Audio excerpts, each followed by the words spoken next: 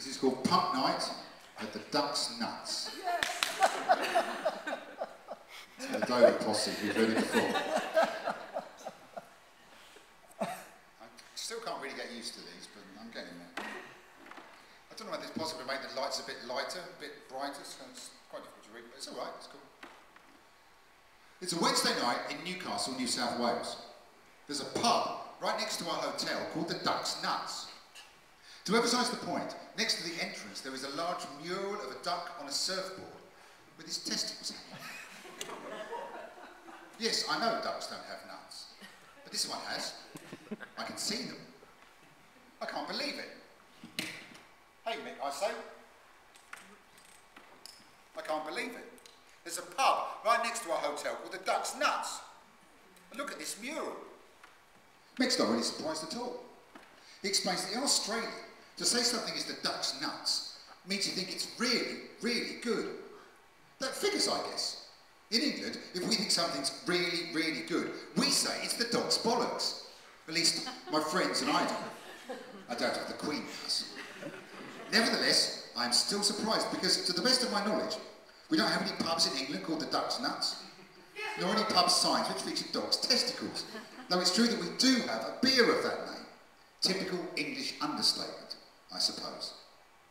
Anyway, Mick and I have just done a gig at Newcastle University supporting a very famous Australian band called the Whitnams, who sound like Supertramp on Valium.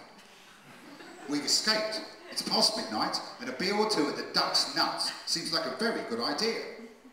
But there's no dog's bollocks at the Duck's Nuts.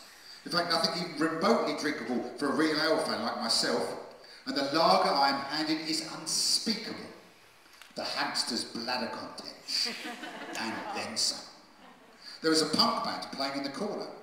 The guitarist has spiky hair and a broken hand.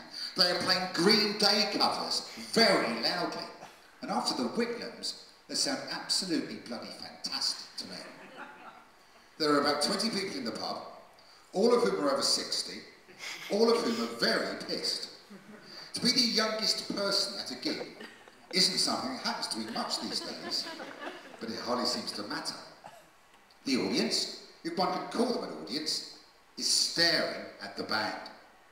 They obviously don't think they're the Duck's Nuts, or the Dog's Bollocks, or even the Lemmings' Gonads, because they don't applaud at the end of the songs, they just drink, stare into space, and get even more pissed, which is very pissed indeed.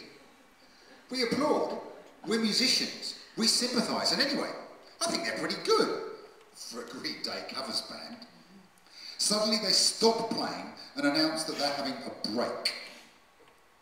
It's 1 o'clock in the morning, and they're stopping for a break. Yes, they've got to do 2 more sets in the middle of the night to 20 semi-comatose pensioners who are by now completely oblivious to their surroundings.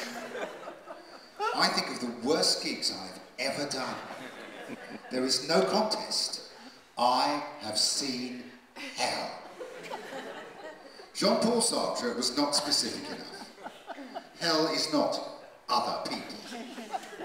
Hell is 3 sets, between midnight and 3 a.m, to 20 elderly alcoholics in a testicular theme pub on a Wednesday night in Newcastle, New South Wales.